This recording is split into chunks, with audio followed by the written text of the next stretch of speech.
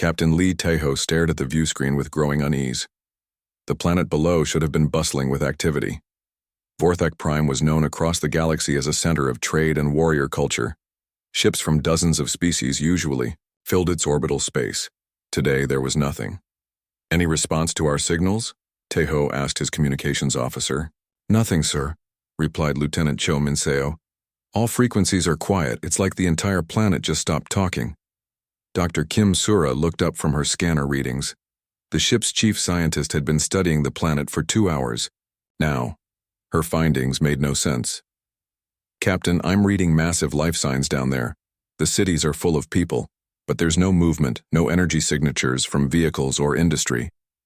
Commander Park Ji-ho moved closer to the captain's chair. As second in command of the Soul's Pride, he had seen many strange things during their exploration missions. This felt different. Wrong. Could it be some kind of plague? Ji-ho asked. Maybe something that puts people to sleep. Negative, Doctor, Kim replied, shaking her head. Brain activity is normal, they're awake, they're just not doing anything. Chief Engineer Choi Minho's voice crackled over the intercom from the engine room. Captain, you might want to see the sensor logs from the outer system. We picked up some weird readings on our way in. Taeho nodded to his crew. Dr. Kim, prepare a landing party. We need to see what happened down there. Ji-ho, you're with me, and get a full security team ready. 2 hours later, their shuttle touched, down in the main plaza of Korvac City, the largest settlement on Vorthak Prime. The Vorthak were a proud warrior race, standing nearly 3 meters tall with thick gray skin and powerful builds. Their cities reflected their culture with grand stone buildings and wide streets designed for military parades. Now those streets were filled with motionless figures. Dr. Kim knelt beside the first Vorthak they encountered. The massive being sat on a bench staring straight ahead with empty eyes. She ran her medical scanner over him, frowning at the results. Everything looks normal, she said quietly. Heart rate, brain function, breathing. He's perfectly healthy. But he won't respond? Taeho asked. Kim waved her hand in front of the Vorthak's face. No reaction. She spoke in the Vorthak language, offering greetings and asking questions. Still nothing. Commander Ji-ho was examining other figures nearby. It's the same everywhere, Captain. Men, women, children, they all have that same empty look. The team moved deeper into the city. Everywhere. They found the same scene. Vorthak citizens sitting, standing, or lying down wherever they had been when this strange condition struck them. Market stalls stood abandoned with goods still on display. A public fountain continued to run, but no one came to drink from it. In Tual, the central government building, they found the Planetary Council still seated around their meeting table. The emergency lights blinked on their control panels, but no one moved to address whatever crisis they had been discussing. Dr. Kim set up her portable laboratory in the council chamber. She needed to run more detailed tests. What she found disturbed her even more than the empty stairs. Captain, she called out after an hour of work, I think I know what's wrong with them, and it's worse than we thought. Taeho and Ji-ho gathered around her equipment. Kim pointed to the brain scan images on her screen. Look at these neural patterns. The parts of the brain that handle memory, logic, and basic functions are all working fine. But the areas that control motivation, hope, and the will to live have gone almost completely quiet. What does that mean? Ji-ho asked. They remember everything. They understand what's happening around them. They know they should eat, sleep, work, talk to their families. They just don't see any point in doing it anymore. Taeho felt a chill run down his spine. All of them? The entire planet? As far as we can tell, yes. Something is stripped away. Their desire to continue living. Not their ability to live, just their will to do it. The team spent the rest of the day documenting what they found. Children sat quietly beside toys they no longer wanted to play with. Artists had abandoned paintings, half finished. Even the planet's defense systems were offline, not because they were broken, but because no one cared enough to operate them. As evening approached, they returned to their shuttle. The setting sun painted the empty city in shades of orange and red. It should have been beautiful. Instead, it felt like a tomb. Back aboard Seoul's Pride, the crew gathered in the briefing room to discuss their findings. Chief Engineer Minho had spent the day analyzing the strange sensor readings from the outer system. "I found something you need to see," Minho said, bringing up a holographic display. "These energy signatures don't match anything in our databases, but look at the timing." The display showed a timeline of events. First, the unusual energy readings appeared at the edge of the system 3 days ago. Then they moved steadily toward the planet, arriving just before all communications from the surface stopped. Whatever caused this came from outside the system, Minho concluded. Dr. Kim added her own findings to the display. "And based on what I've seen, I don't think this is natural. The neural changes are too specific, too targeted. Something did this to them on purpose." Before anyone could respond, the ship's communication system activated. A message was coming through from Fleet Command back on Earth. But it wasn't their usual daily report request. "All exploration vessels, this is Admiral Yoon Hyun-woo. We've received similar reports from across the galaxy. The crystalline hives have gone silent. The ethereal homeworlds are not responding. Even the machine intelligence of the Forgeborn have stopped all activities." The crew exchanged worried glances. If this was happening to multiple species across the galaxy, it meant something much larger was at work. The Admiral's message continued. "All ships are ordered to report to Nexus Prime immediately. The Galactic Confederation is calling an emergency session. We need to figure out what's happening before it spreads any further." As Seoul's Pride prepared to leave orbit, Captain Taiho stood on the bridge looking down at Vorthak Prime one last time. Millions of people were down there, alive but empty, existing but not really living. "Set course for Nexus Prime," he ordered. "Maximum speed." But even as they jumped to hyperspace, Taiho couldn't shake the feeling that they were already too late. Whatever force had done this to the Vorthak was still out there. And from the sound of the Admiral's message, it was moving fast. In the depths of space behind them, something vast and formless watched their ship disappear. It had tasted the despair of countless worlds now, grown stronger with each civilization, that surrendered to the meaninglessness of existence. Soon it would find new prey. But this small ship carried something different. As it fed on the Vorthak's hopelessness, it had sensed something unusual from the human visitors. Where other species felt despair when confronted with ultimate truth, these creatures felt something else entirely. They felt anger. For the first time in eons, the entity known as the Hollow felt something it had almost forgotten. Curiosity. These humans might prove more interesting than the others. They might even provide a new flavor of suffering when they finally understood the futility of their existence. The hunt would continue. The massive space station of Nexus Prime had never seen such chaos. Ships from across the galaxy crowded the docking bays, their crews desperate for answers. Captain Lee Taeho watched through his shuttle window as they approached the station. Even from a distance, he could see something was wrong. Many of the alien vessels drifted without power. Their crews had simply stopped operating them halfway through their journeys. Only automated systems kept the ships from colliding as they floated helplessly in space. "This is worse than I expected," Commander Park Jiho said quietly. He was studying the sensor readings. "Half these ships aren't responding to traffic control." Dr. Kim Sura looked up from her data pad. She had spent the entire journey analyzing what they found on Vorthak Prime. If the same thing that happened there is spreading, we might be looking at the end of galactic civilization. Inside Nexus Prime's Great Assembly Hall, the scene was even more disturbing. Representatives from dozens of species sat in their assigned seats, but most stared blankly ahead.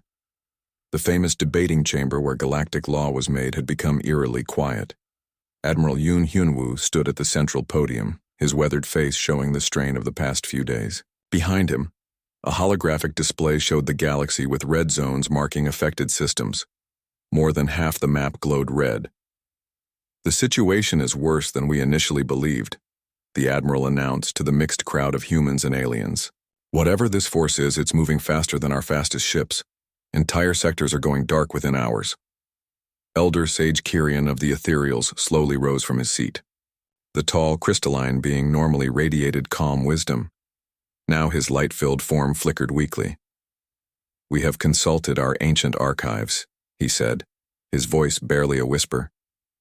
"This entity has appeared before, long ago when the galaxy was young." The hall fell completely silent. Even the few active alien representatives leaned forward to listen. "We called it the Hollow," Kyrian continued. "It feeds on the life force of civilizations by showing them ultimate truth.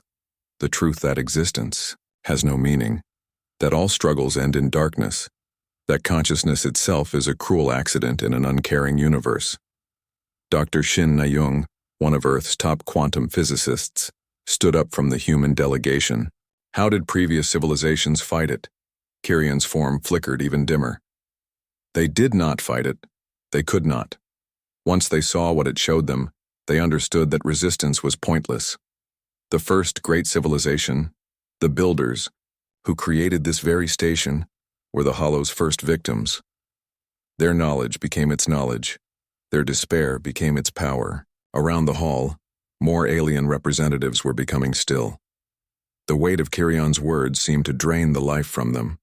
Even some humans in the audience looked shaken. But Admiral Yoon Hyunwoo's reaction was different.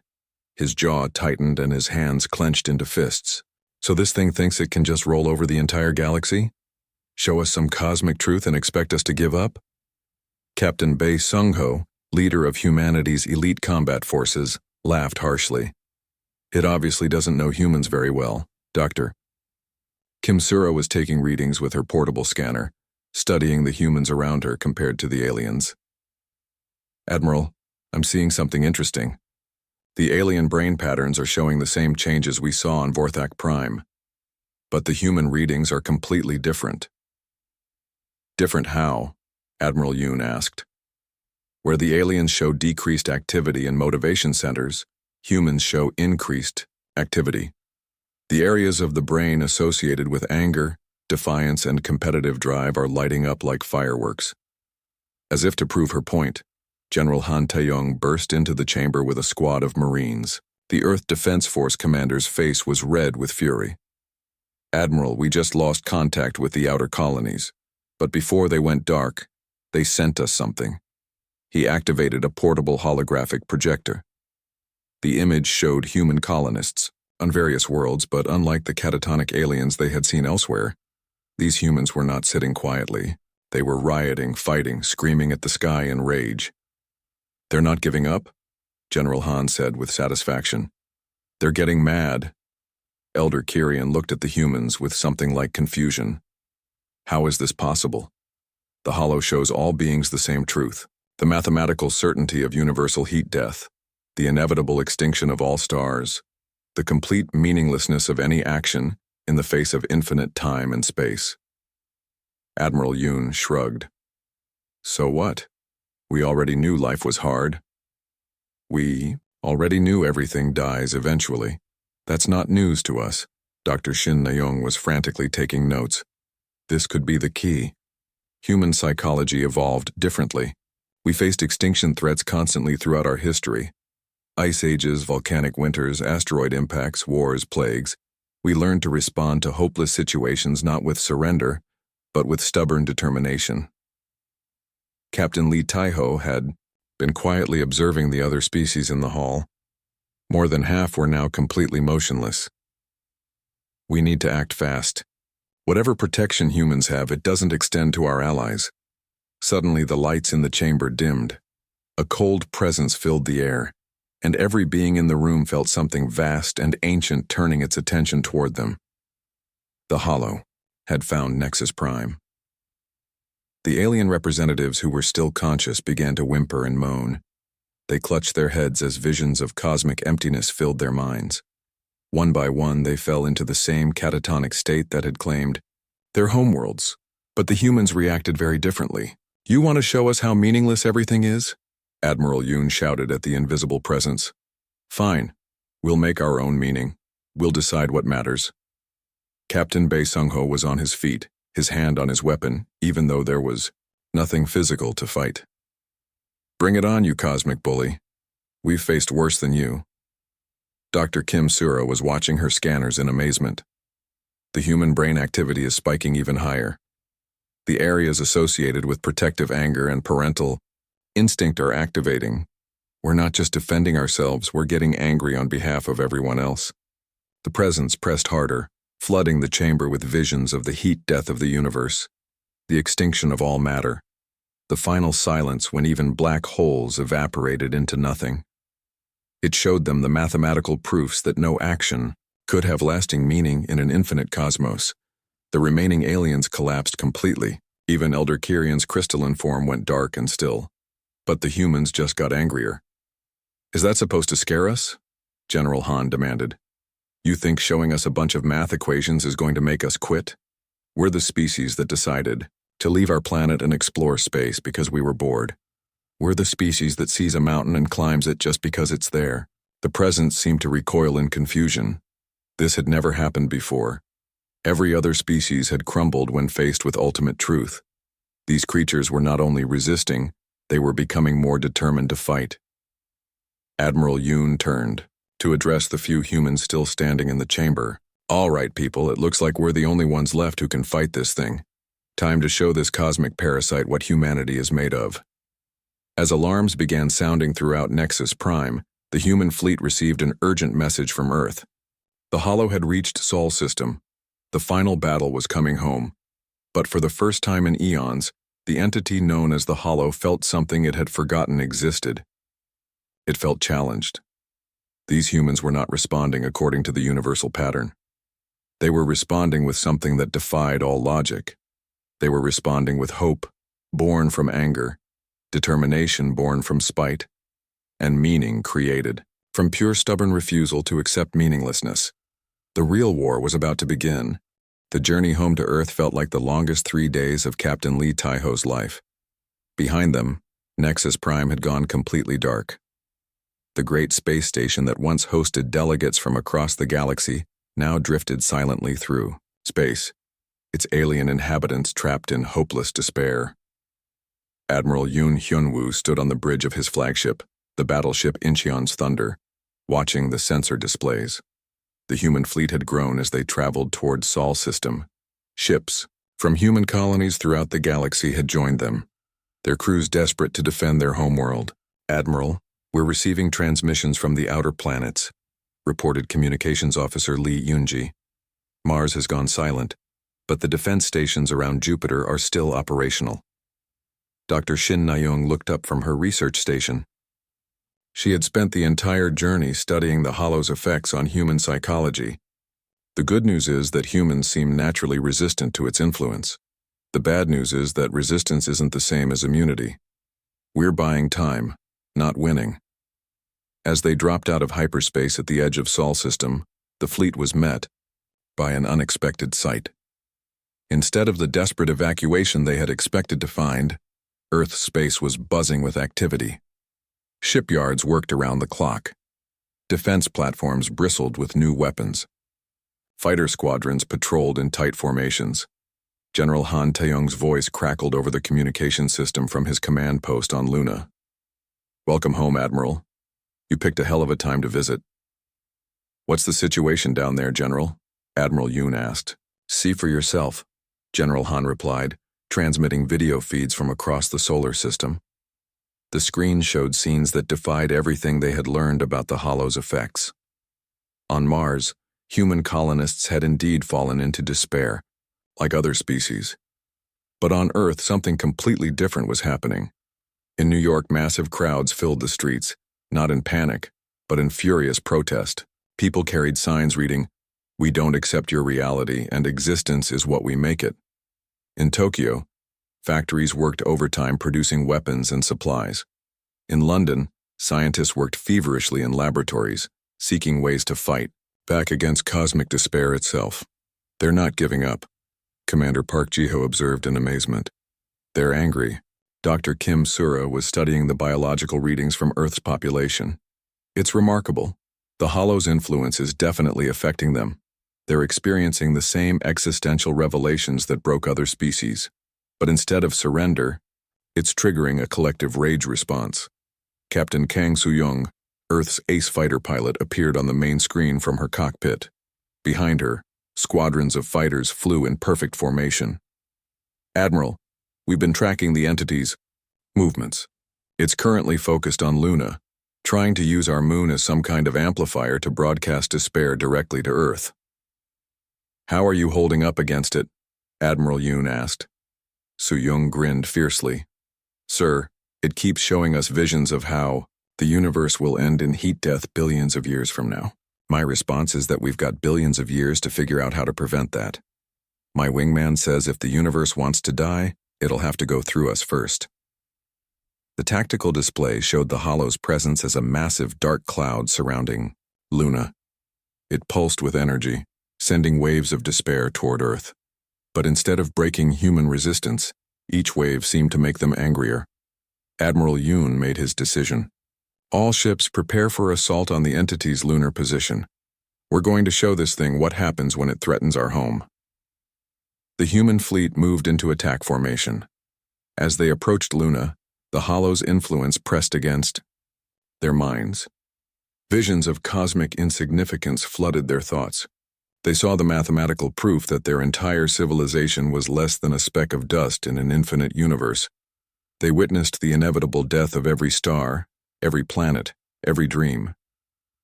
Other species had crumbled under these revelations. Humans responded by opening fire. "Target the areas of highest energy concentration," Captain Lee Tae-ho ordered from his ship. "If this thing wants to show us reality, we'll show it some human reality in return." Weapons fire lit up the space around Luna as hundreds of human ships attacked the Hollow's manifestation. The entity recoiled in surprise. Physical weapons should not have been able to affect it, but human anger seemed to give the attacks unexpected power. Captain Kang Soo-young led her fighter squadrons in close attack runs. As she flew through the entity's form, her mind was bombarded with visions of ultimate meaninglessness. But her response was typically human. "You know what?" she said over the radio to her squadron. "Even if everything is ultimately meaningless, I choose to find meaning anyway. And right now, I find meaning in making you leave our moon alone." Her fighters' weapons tore through the Hollow's energy patterns. Where their attacks landed, the entity's dark presence flickered and weakened. Dr. Shin Na-young was monitoring the battle from the flagship's science station. "Admiral, I'm seeing something incredible. Human emotional states are actually disrupting the entity's coherence. Our anger and determination are acting like a form of psychic static." The battle raged for hours. The Hollow tried every technique that had worked on other species. It showed the humans their inevitable deaths. They responded by fighting harder to make their lives count. It revealed the futility of their struggles against entropy. They decided to struggle anyway out of spite. Most devastating of all, it showed them the loneliness of consciousness in an uncaring cosmos. The humans looked at each other and said, "Good thing we're not alone then." As Earth's sun set behind Luna, the Hollow's presence began to weaken. For the first time in eons, it was being forced to retreat. The entity had consumed thousands of civilizations, but it had never encountered a species that responded to existential terror with collective defiance. General Han Tae-yong watched from Luna's surface as the dark presence lifted away from the moon. "All units, the entity is withdrawing from lunar orbit. Earth defense grid shows all clear." But Admiral Yoon knew this was just the beginning. The Hollow had retreated, but it hadn't been destroyed. It was regrouping, trying to understand what had gone wrong with its usual tactics. Dr. Kim Sura was already working on the next phase. "Admiral, if human psychology can disrupt this entity, we might be able to use that as a weapon. We could create some kind of device that projects human emotional states across space." "A rage transmitter?" Captain Lee Tae-ho asked. "Something like that. If we can broadcast human defiance and determination, we might be able to free other species from the entity's influence." Captain Bae Sung-ho was studying tactical reports from across the galaxy. "We'll need to work fast. Intelligence reports show the entity is consuming entire sectors at an accelerating rate.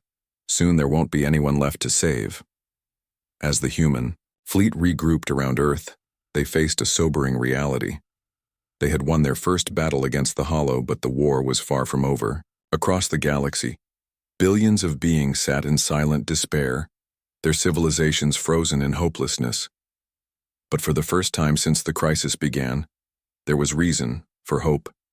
Humanity had proven that the Hollow could be resisted. More than that, they had shown it could be fought. Admiral Yoon addressed his fleet from the bridge of his flagship. People, we've learned something important today. This entity feeds on surrender and despair. But we don't surrender, and we're too stubborn to despair. That makes us the galaxy's best hope. He looked out at Earth, where the lights of human cities burned bright against the darkness of space.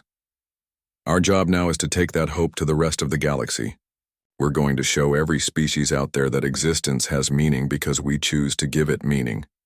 And if any cosmic entity has a problem with that choice, they'll have to deal with us. The war for the galaxy's soul had begun, and humanity intended to win it through the simple act of refusing to lose. Earth had become the most important world in the galaxy. Ships arrived daily carrying refugees from dozens of species. The proud Vorthak warriors came in medical ships, their massive forms still trapped in hopeless silence. The crystalline ethereals arrived as dimmed, lifeless stones. Even the machine consciousness of the Forgeborn had been reduced to simple metal shells. Dr. Shin Na-young worked around the clock in her laboratory beneath Seoul. The quantum physicist had become humanity's leading expert on fighting cosmic despair with pure human stubbornness. Her latest project filled an entire underground complex. "Admiral, I think we've cracked it," she reported to Admiral Yoon Hyunwoo during their daily briefing. "We can weaponize human emotional states." The project was called the Fury Protocol. It combined human brainwave patterns with alien amplification technology, salvaged from ethereal science vessels. The result was a device that could project human determination and defiance across interstellar distances.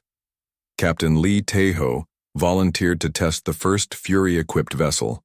The ship Soul's Pride had been completely rebuilt around a massive, crystalline core that pulsed with captured human emotions. The engineering team had nicknamed it a Rage Core. Chief Engineer Choi Min-ho explained how it worked. "We record brain patterns from humans experiencing righteous anger, protective fury, and stubborn determination. The core amplifies these patterns and broadcasts them through subspace. Any conscious being within range should feel an echo of human defiance." Dr. Kim Sura had concerns about the psychological effects. "We don't know what prolonged exposure to amplified human emotions might do to other species, or to humans for that matter."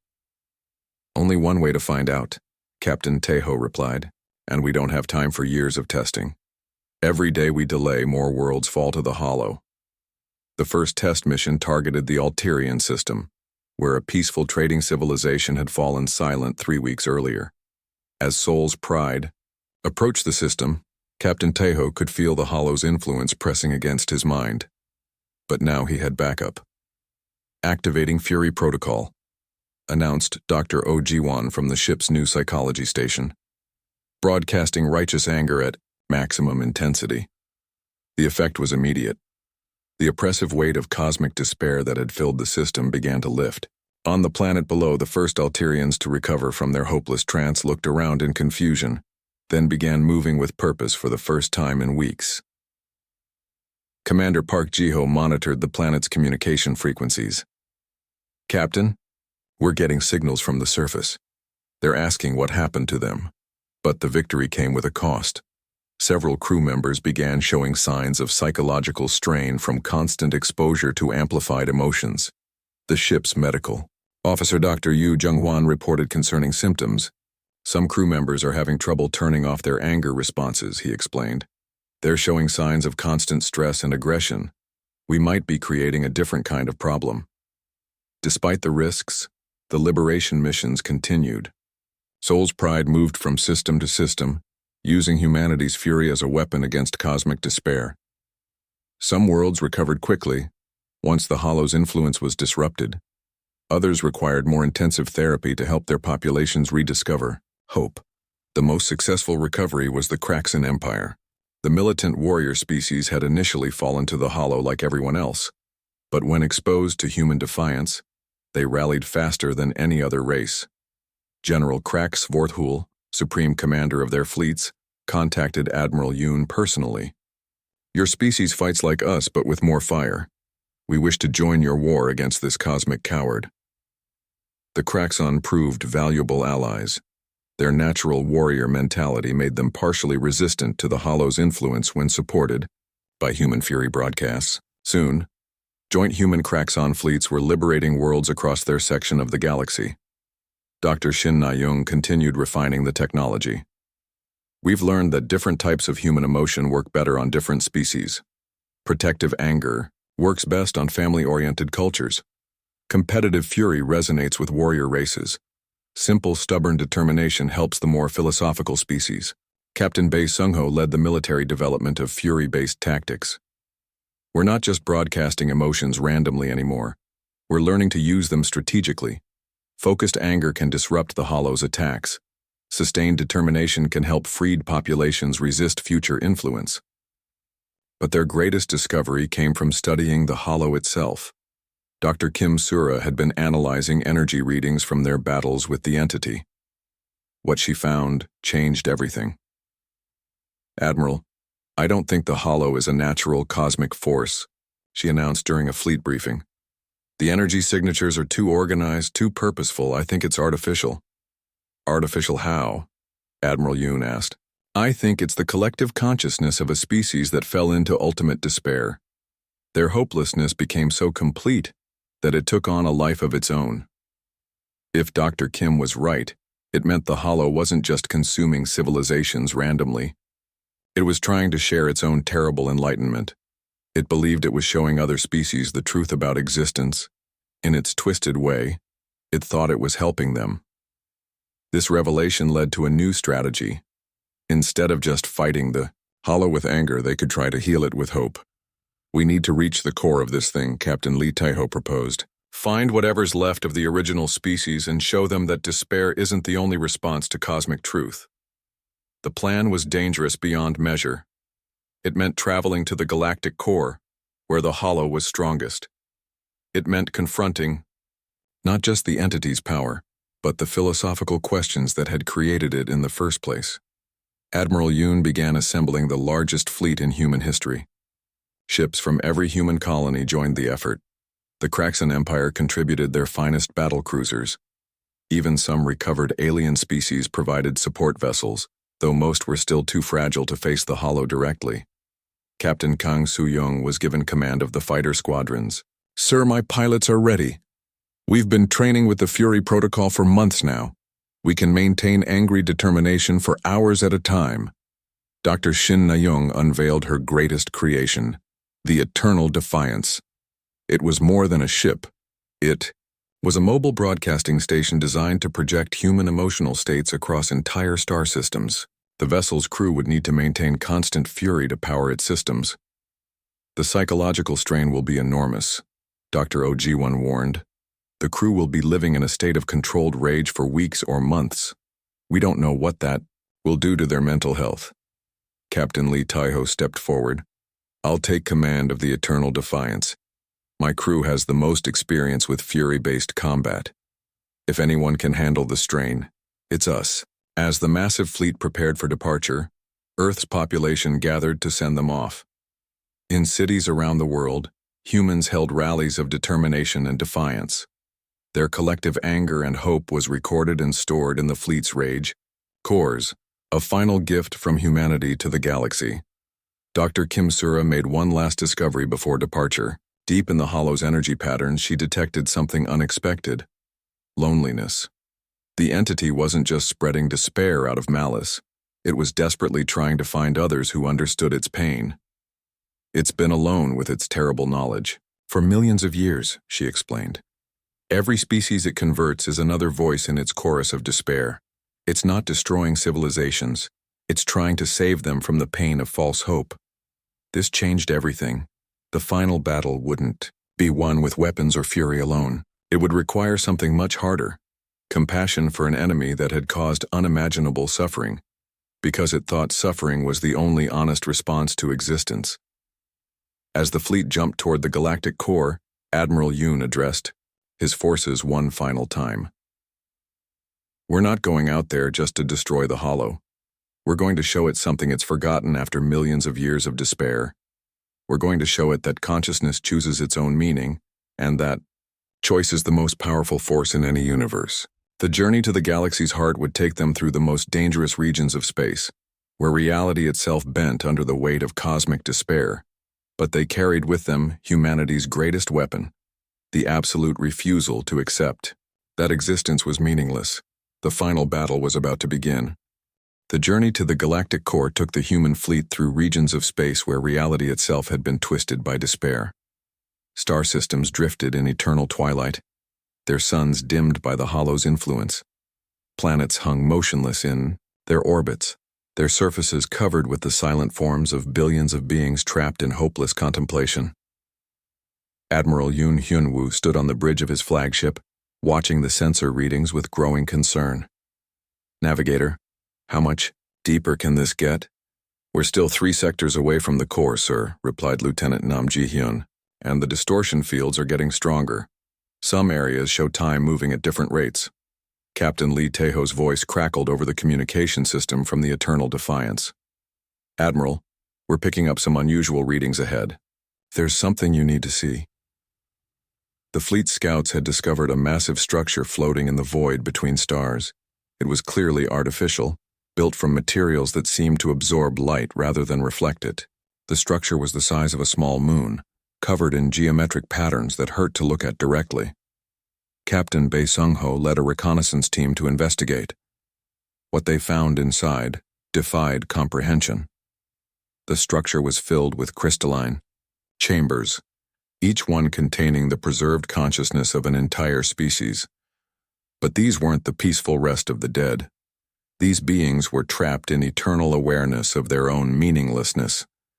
"It's like a museum of despair," reported Dr. Kim Sura from the away team.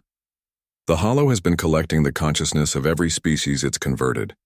They're all still aware, still thinking, but locked in permanent understanding of cosmic futility. Among the preserved minds, they found species that had been extinct for millions of years, the first victims of the Hollow dating back to when the galaxy was young. Some chambers contained individual brilliant minds that had tried to resist. Others held entire planetary populations that had surrendered all at once. Dr. Oh Ji-won was studying the psychological patterns of the trapped consciousness. "Admiral, these aren't just prisoners, they're like a library. The Hollow isn't just spreading despair. It's preserving every argument for why existence is meaningless, every proof that hope is foolish." But the most disturbing discovery came when they found chambers containing humans. "Sir, these are our people," Captain Bae reported grimly. "Colonists from the Outer Rim who were captured during the first attacks. They're still alive, but..." The human consciousness showed the same patterns as the aliens. They had been convinced, through some process the team couldn't understand, that all their struggles were ultimately pointless. Even their natural human defiance had been worn away by constant exposure to cosmic truth. Captain Kang Soo-young's fighter squadrons had to escort the reconnaissance team out of the structure. The psychological pressure inside was overwhelming, even for humans. Several crew members began showing signs of the same despair that had claimed the preserved minds. "We need to get out of here," Dr. Kim urged. "This place is designed to convert minds to the Hollow's philosophy. Even our fury broadcasts aren't enough to fully protect us." As the fleet moved deeper toward the core, they encountered more horrors. Entire star systems had been converted into what could only be called despair engines. Black holes artificially created to demonstrate entropy. Stars artificially aged to show the futility of all energy. Planets arranged in mathematical patterns that proved the meaninglessness of life. But they also encountered resistance fighters. The signal came from a hidden base in an asteroid field, heavily shielded from the Hollow's influence. To everyone's surprise, the voice that hailed them was human. "This is Commander Lim Dong-hyun of the Free Thought Collective. Unknown fleet, identify yourselves." Admiral Yoon couldn't believe what he was hearing. "Commander, this is Admiral Yoon, Hyun-woo of the Earth Defense Forces. How are you still operational in this region?" "We've been fighting a guerrilla war against the entity for 2 years, sir. Small groups of survivors from various species who've learned to resist its influence through shared determination.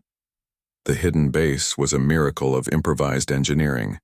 Humans worked alongside recovered aliens, using jury-rigged equipment to maintain a bubble of hope in the heart of despair territory. They had developed their own crude version of the Fury Protocol, powered by the collective will of beings who refused to surrender. Commander Lim briefed the Admiral on what they had learned. The entity isn't just one consciousness, it's a collective, of the first species to achieve perfect knowledge about the universe's nature. They learned that entropy always wins, that all complexity eventually breaks down, that consciousness is an accident that the universe will eventually correct. And that drove them to despair? Admiral Yoon asked. Worse, it convinced them that despair was the only honest response to reality. They decided that any species that didn't understand this truth was living in dangerous delusion. So they became missionaries of meaninglessness. Dr. Shin Nayoung studied the base's anti-despair systems. How do you maintain resistance so close? To the core? A recovered ethereal named Light of Distant Stars provided the answer. We tell ourselves stories. Every day we create new meanings, new purposes, new reasons to continue. When the entity shows us that our stories aren't cosmically true, we make up better stories. The technique was brilliant in its simplicity. Instead of trying to find ultimate meaning in the universe, they created provisional meanings that could be changed and adapted. When one purpose was proven meaningless, they invented another. It was like philosophical guerrilla warfare. But Commander Lim had darker news about what lay ahead. The entity's core consciousness is located at the galactic center, around the central black hole.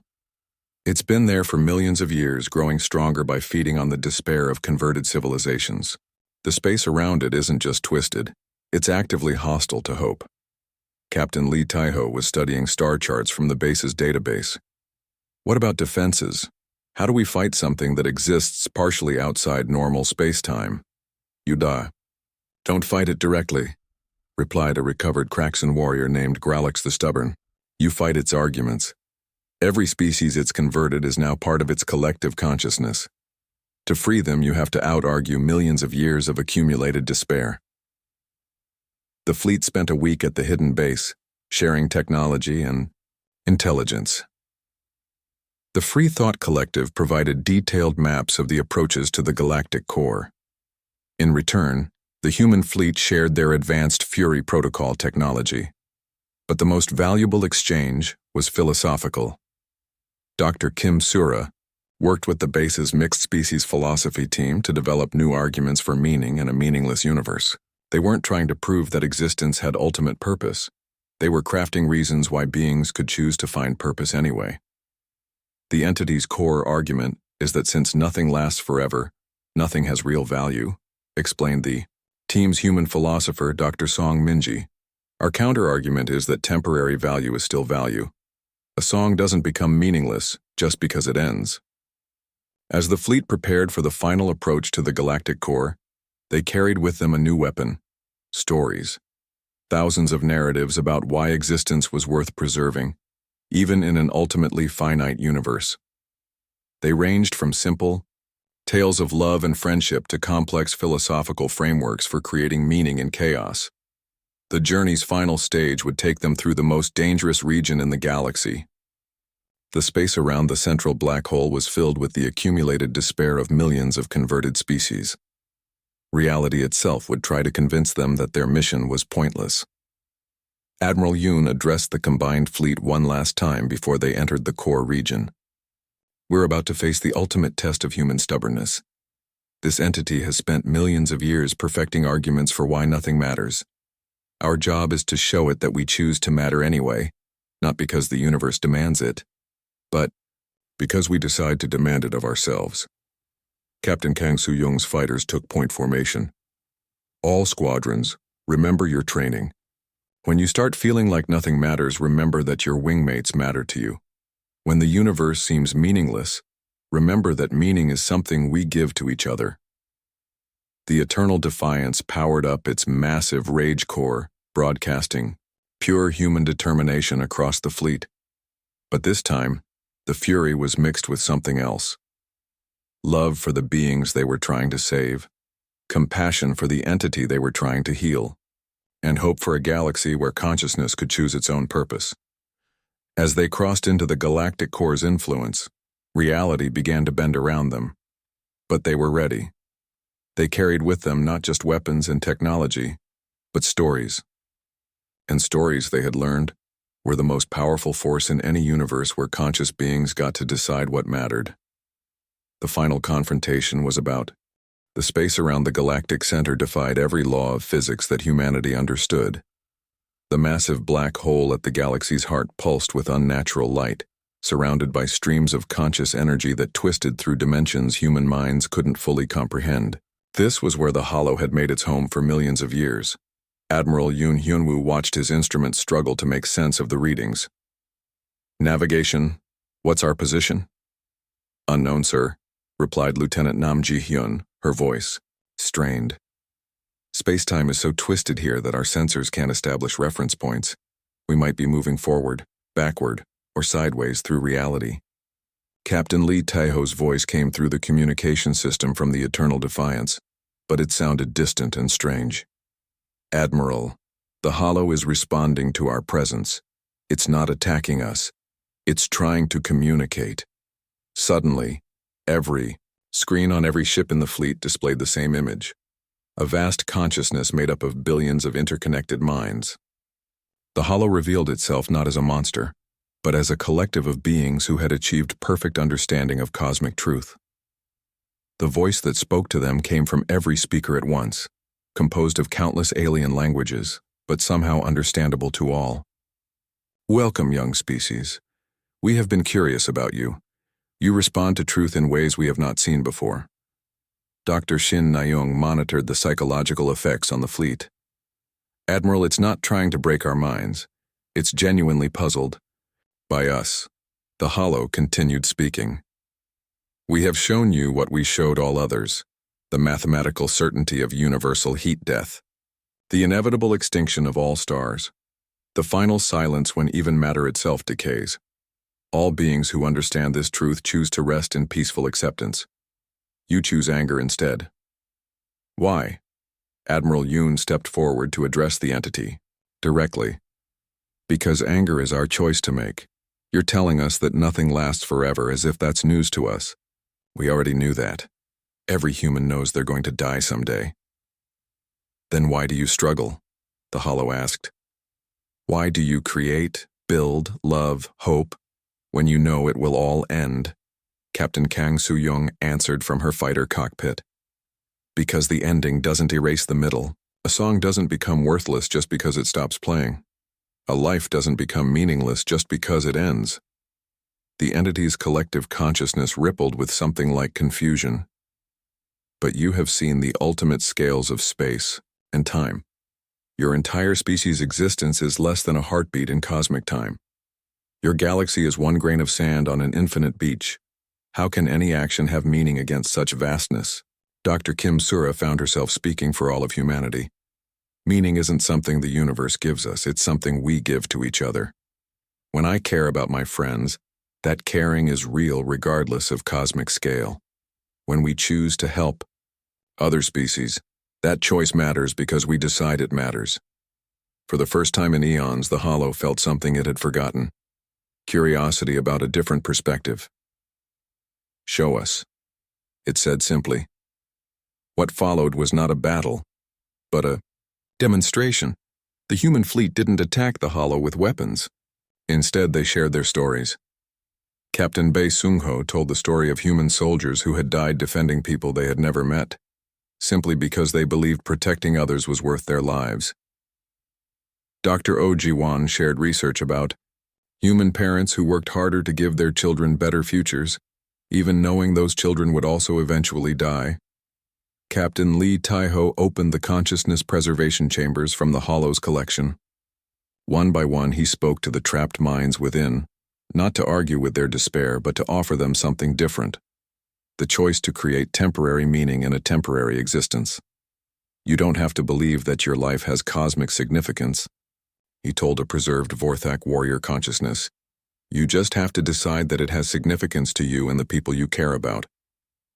Some of the preserved minds rejected this offer. They had seen too much, understood too deeply to return to what they saw as comforting illusions. But others began to stir. They remembered love, friendship, curiosity, the simple joy of existing in a complex universe, even if that universe was ultimately finite. The Hollow watched in fascination as its own converted minds began to awaken. This should not be possible. They have seen ultimate truth. They know that all actions are meaningless in the face of entropy. Dr. Shin Na-young provided the answer. Meaning doesn't come from permanence. It comes from choice. Every conscious being gets to decide what matters to them, regardless of what the universe thinks about it. As more minds awakened from despair, something unprecedented began to happen. The Hollow itself started to change. The entity had been built from the collective despair of the first species to understand cosmic truth. But now it was experiencing something new, hope chosen in full knowledge of hopelessness. "We see," the entity said slowly. "You do not deny the truth of entropy and endings. You simply choose to find value in the time before the ending.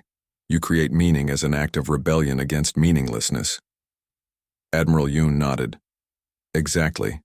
And the best part is, we can teach others to do the same. Consciousness isn't a cosmic accident to be regretted. It's the universe's way of experiencing itself, of deciding what has value." The transformation of the Hollow was not destruction, but evolution. The entity's collective consciousness began to incorporate new perspectives.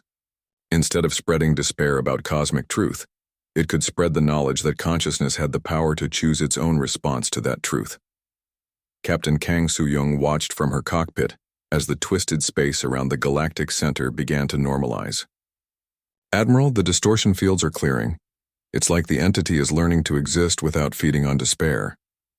The process took hours that felt like years.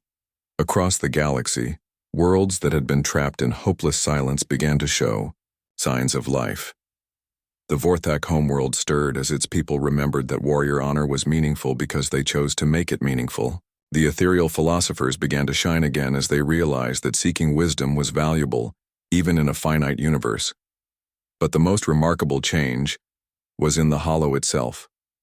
The entity that had once been pure despair began to speak with a voice that contained something new: wonder. "We understand now," it said. "Consciousness is not cursed with the knowledge of endings. It is blessed with the power to create beginnings. Every choice to find meaning is a small victory against entropy." Dr. Kim Sura realized what was happening. It's not just changing its philosophy, it's becoming something new. A teacher instead of a destroyer. A guide for species learning to face cosmic truth without surrendering to cosmic despair.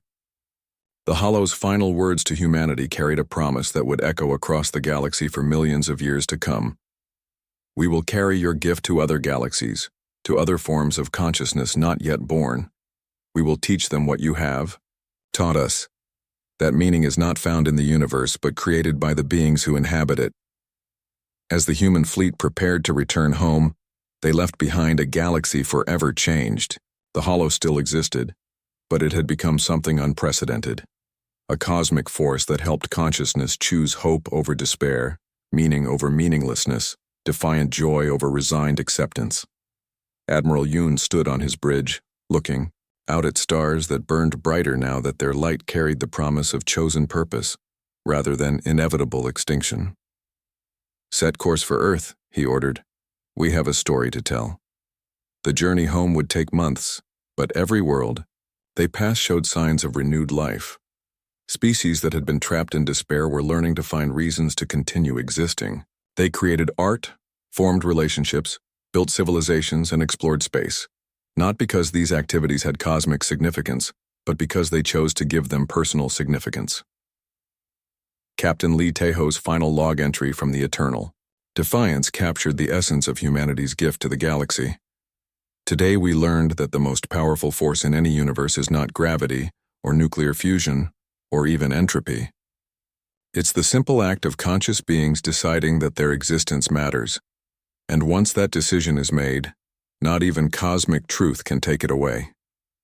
Years later, as humanity established the first academies of chosen meaning across the galaxy, Dr. Shin Nayung would often reflect on what they had accomplished. They hadn't defeated despair by proving it wrong. They had defeated it by showing that consciousness could choose hope even when despair was logically justified. The galaxy still faced the same ultimate fate: heat death, entropy, the eventual silence of all stars. But now that fate was met not with surrender, but with defiant determination to make the time before the ending as meaningful as possible. And in that defiance, consciousness had found its true purpose, not to solve the puzzle of existence, but to decide that existence was worth puzzling over. The fury that had once been humanity's response to cosmic despair had become the galaxy's eternal flame, a light that would burn as long as any conscious being chose to keep it burning. The stars themselves seemed to shine brighter in approval.